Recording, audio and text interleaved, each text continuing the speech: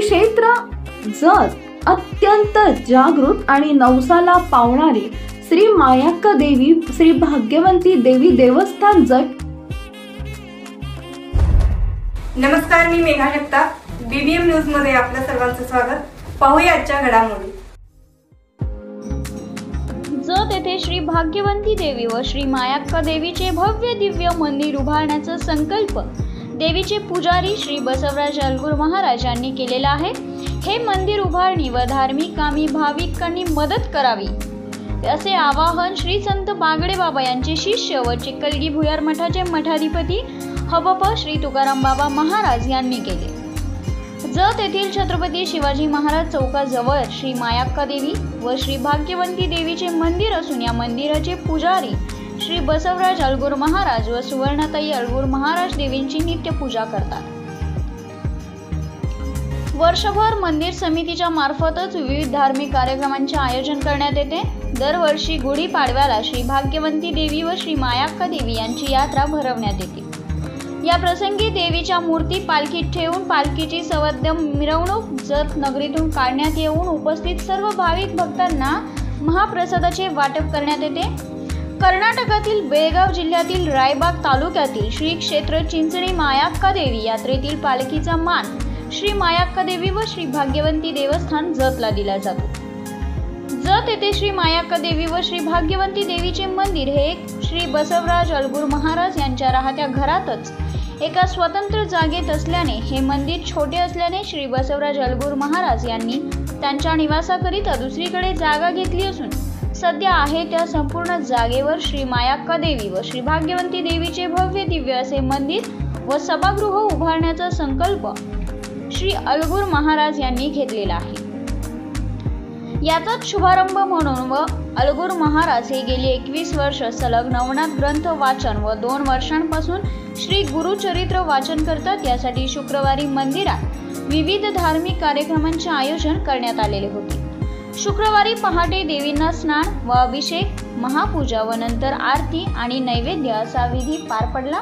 सायंकाळी चिखलगी भुयार मठाचे मठाधिपती हबप श्री तुकाराम बाबा महाराज व सांगली कृषी उत्पन्न बाजार समितीचे माजी सभापती श्री सुरेशराव शिंदे सरकार यांच्या हस्ते व जत नगर परिषदेचे माजी आरोग्य सभापती श्री लक्ष्मण उर्फ टिमू एडके, सामाजिक कार्यकर्ते श्री संतोष मोठे, चंद्रकांत उर्फ पापा कुंभार इत्यादी मान्यवरांच्या उपस्थितीत महाआरती करण्यात आली। या प्रसंगी उपस्थित मान्यवरांचा मंदिर समितीच्या वतीने पुजारी श्री बसवराज अलगूर महाराज यांनी यथोचित सत्कार केला। यावेळी हबप श्री तुकाराम बाबा महाराज व श्री सुरेशराव शिंदे सरकार यांनी सर्व भाविक भक्तांनी मंदिर उभारणी कामी जी काही मदत लागेल ती आम्ही सर्व तुम्हाला करू, तुम्हीही या धार्मिक कार्यास हातभार लावावा असे आवाहन केले। यावेळी उपस्थित सर्व भाविक भक्तांना महाप्रसादाचे देखील वाटप करण्यात आले। श्री मायाक्का देवी श्री भाग्यवंती देवी देवस्थान मंदिर जतचे दर्शन पापा कुंभार, मल्लिकार्जुन जेऊर, श्रीकृष्ण पाटील, संजय गावडे, पिंटू मामा होनमाने, विलास काळे, विनायक गारळे, प्रकाश मोठे, संतोष कुकडे, आकाराम सरक, राजू घुले, बाजी केंगार, पत्रकार अमर कोळी, पत्रकार दिनराज वाघमारे, लखन दुधार, सावित्रीबाई एडके, मस्कू डोणे इत्यादी उपस्थित लोकांनी दर्शन घेतले। पूजा, गंगा स्नान, त्याचबरोबर गेले 21 वर्ष नवनाथ पारायण हे चालू होतं, त्याचं उद्यापन होतं। त्याचबरोबर गेली 3 दिवसापासून नदी पूजा असेल, गंगा पूजन असेल, होम हवन असेल, हे गेली 3 दिवसापासून कार्यक्रम चालू होता। त्याच्यात सांगता होती। याच्या सांगताच्या कार्यक्रमाच्या दिवशी आज या ठिकाणी महाप्रसाद आणि आरतीच्यासाठी प्रमुख पाहुणे म्हणून आपले भुयार मठाचे मठाधिपती हबप संत तुकाराम बाबाजी आणि आमचे सर्वांचे लाडके नेते तसेच जत शहर कुटुंब प्रमुख आणि सगळ्यांच्या अगदी जवळचे असे वाटणारे आणि सहज सगळे आपलं दुःख, व्यथा आणि आपला त्रास त्यांना सांगून करून घेणारे माननीय सुरेश सरकार यांच्या उपस्थित हा आज आरतीचा आणि महाप्रसादाचा कार्यक्रम इथं सुरुवात झाला। आरती झालेली आहे आणि नारळ त्यांच्या हस्ते फोडण्यात आलेला आहे। आणि या ठिकाणी आज एक गोष्टीचं खरं तर हा कार्यक्रम गुढीपाडव्याला होणार होता, मोठ्या प्रमाणात गुढीपाडव्याला होणार होता, पण आमच्या या कुटुंबावरती अचानक एक संकट आलं आणि त्या संकटामध्ये एक आमच्या घरचा मुख्य माणूस त्याच्यामध्ये देवाला हिरावून नेला आणि त्यामुळे तो कार्यक्रम पाडव्याला घेता आला नाही.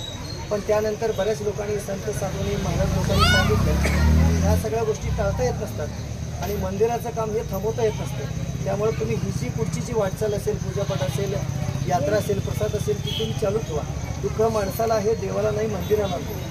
सुतक हे मंदिराला नसतं तर माणसाला असतं म्हणून त्यांनी सांगितलं आणि त्यांनी सांगितलेल्या प्रकारे आम्ही हे पुढं हे चालू ठेवलेलं आहे. या ठिकाणी आज महत्त्वाचं एक विषयावरती बोलण्यासाठी आपल्या इथं तुकाराम बाबाजी आलेले आहेत, जे भुयार मठाचे मानवाधिपती आहेत आणि त्यांची जी परंपरा आहे अतिशय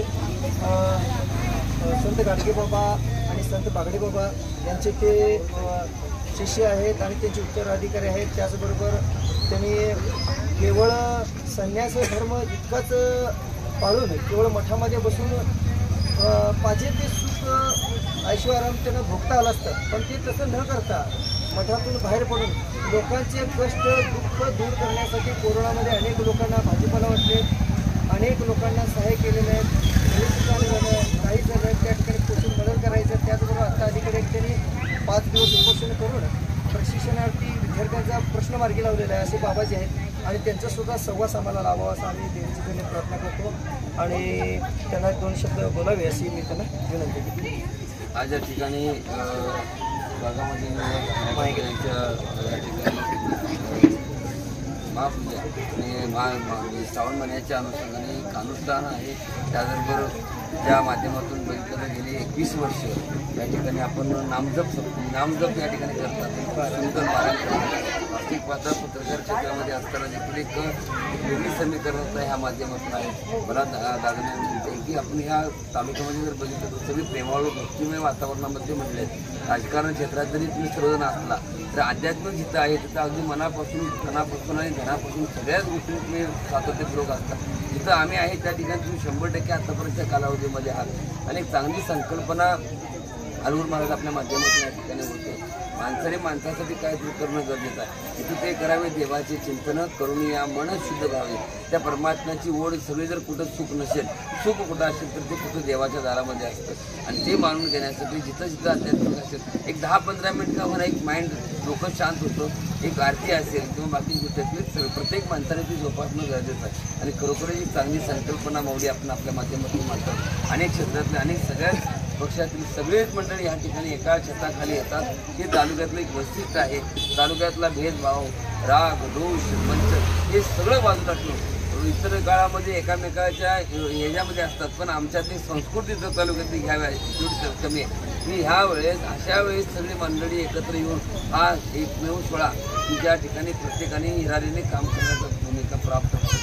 मी आई देवीच्या चरणी प्रार्थना करतो जेवढी मंडळी या ठिकाणी उपस्थित आहेत या सर्वांचं आरोग्य चांगलं राहू देईल. त्यांनी जे कार्य करतात त्या कार्यामध्ये यश प्राप्त होतील.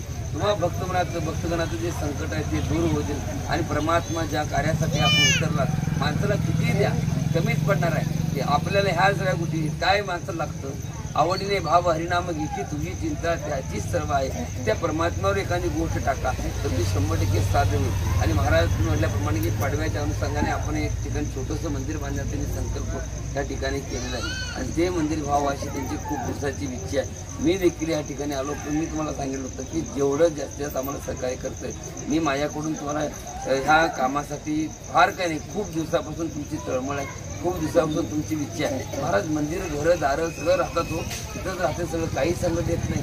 पण हे एक नाव शिल्लक राहते. माणूस कुठे मरावं पण मागं कीर्ती उरावी ही एक भूमिका आपल्या मनामध्ये आहे. ज्या ठिकाणी आपण सुंदर मंदिराचा संकल्पना आहात तुम्ही कशा पद्धतीने करणार हे मला माहीत नाही, पण मी फार काय सांगणार नाही. पण मी आपल्या मठाच्या मार्फत मी काय खूप मोठा असा प्रकार नाही, पण माझ्याकडून या मंदिराच्या कार्यासाठी 100% सिमेंट देण्याचं देखील या ठिकाणी तुम्हाला सांगतोय. तुम्ही लवकरात लवकर कार्य चांगल्या प्रकारे चालू करा. जेवढं जमतंय तेवढं करा. आपण माणसाच्या परिवर्तन मोबाईलमधून बाहेर पडले पाहिजेत. आईवडिलांची सेवा केली पाहिजे. व्यसन करू नये माणसाने. सगळ्या मोठ्या माणसाचा आदर राखला पाहिजे.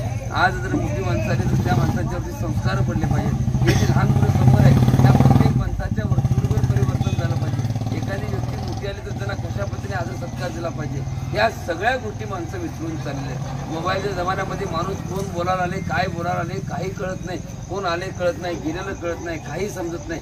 एवढा माणूस मग्न झाला आहे, काही सांगावं ते समजत नाही मला. बरोबर मी पुण्यामध्ये गेलो होतो, एका भक्ताच्या घरात गेलो, बेल वाजवली, मुलगा घरामधला कॉम्प्युटर कानामध्ये ते हेडफोन घातला, महाराज आला, दार उघडला आणि कोण आले तोंडावर पण बघितलं नाही. मी आज घरात गेलो, तुम्ही मला घरामध्ये गेलो, आतमध्ये गेलो, घरात बसलो खुर्चीवर, तरी देखील ती पोरं त्या नादात तो 2-4 मोबाईल चार्जिंगला होते, सगळे मोबाईल गोळा केलो, शेत घालून गेलो खाली निघून.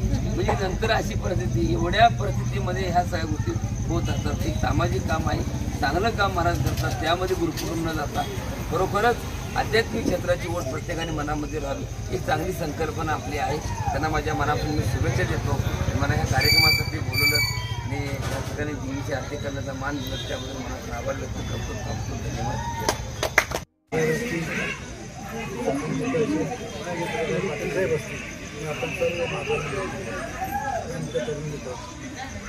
आज तुकाराम बाबांनी सर्व गोष्टीचा व्यवहार केली. बाबा एक फार मोठा माणूस आहे.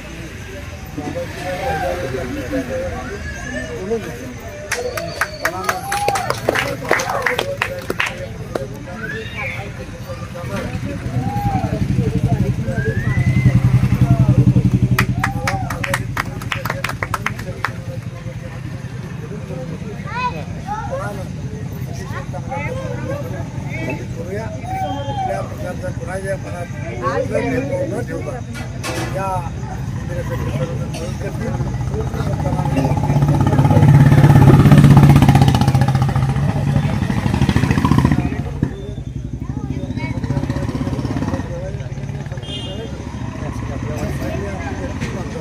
त्यामुळे आपण सहकार्य करा आणि हे काम लवकर आपण चालू करावं.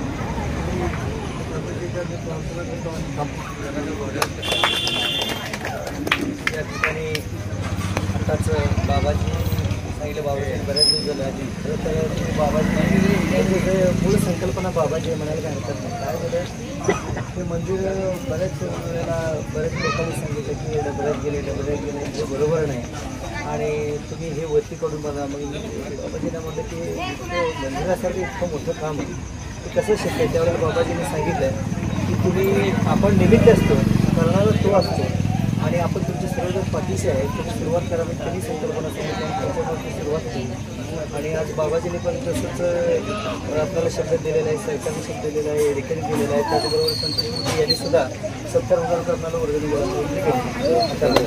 त्याचबरोबर एडेकरी सुद्धा सांगितलेलं आहे. तुम्हाला स्वतः सांगितलं मी जेव्हा आणि एक स्लॅब त्या ठिकाणी मी जे आलो होतो त्यावेळेस बघितलं मंदिर जे आहे घरातून थोडं वेगळं असावं मला वाटतं आणि माझी तळमळ आहे.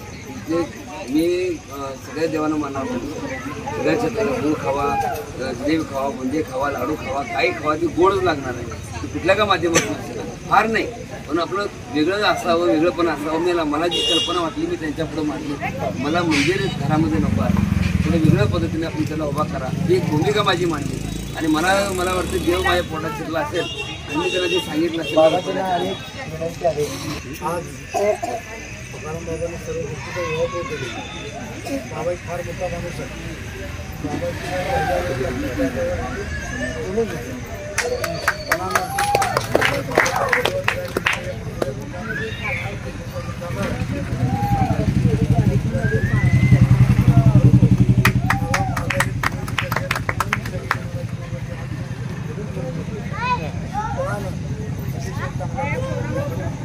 करूया कुठल्या प्रकारचा कुणाच्या मनात न ठेवता या मंदिरासाठी सर्वजण मिळून करतील.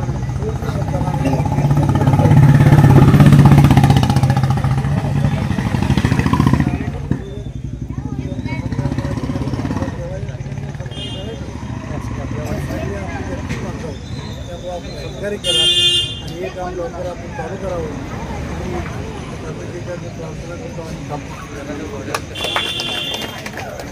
या ठिकाणी आताच बाबाजी सांगितलं, बाबाजी बऱ्याच दिवस झाले आधी. खरं तर तुम्ही बाबाजी मूळ संकल्पना बाबाजी म्हणायला काय हरकत नाही. काय झालं, हे मंदिर बऱ्याच वेळेला बऱ्याच लोकांनी सांगितलं की डबऱ्यात गेले हे बरोबर नाही आणि तुम्ही हे वरती करून बघा. मग बाबाजींना म्हटलं की मंदिरासारखं इतकं मोठं काम आहे ते कसं शक्य आहे. त्यावेळेला बाबाजींनी सांगितलं की तुम्ही आपण निमित्त असतो, करणारा तो असतो आणि आपण तुमचे सर्व जर पाठीशी आहे तुम्ही सुरुवात करा. म्हणजे त्यांनी संकल्पना सांगितली आणि त्यांच्यापासून सुरुवात केली आणि आज बाबाजींनी पण तसंच आपल्याला शब्द दिलेला आहे, सरकारने शब्द दिलेला आहे, एडिकन दिलेला आहे. त्याचबरोबर संतोष मोदी यांनी सुद्धा 70,000 रुपये आपल्याला वर्गणी केली. त्याचबरोबर एडिकन सुद्धा सांगितलेलं आहे. तुम्हाला स्वतः सांगितलं मी जेव्हा इथं आलो, आणि एक स्लॅब त्यांनी ओतून त्या ठिकाणी मी जे आलो होतो त्यावेळेस दिलेलं बघितलं आहे. मंदिर जे आहे घरापासून थोडं वेगळं असावं मला वाटलं आणि माझी तळमळ आहे ते मी सगळ्या देवांना मानणार सगळ्या क्षेत्राला गूळ खावा, जिलेबी खावा, बुंदी खावा, लाडू खावा, काही खावा, ती गोडच लागणार आहे. कुठल्या का माध्यमातून असेल फार नाही, पण आपलं वेगळं असावं, वेगळं पण असावं. मला जी कल्पना वाटली मी त्यांच्यापुढं मांडली. मला मंदिर घरामध्ये नको आहे, थोडं वेगळ्या पद्धतीने आपण त्याला उभा करा ही एक भूमिका माझी मांडली. आणि मला वाटतं देव माझ्या पोटात शिरला असेल आणि मी त्याला जे सांगितलं असेल. बाबाजींना अनेक विनंती आहे.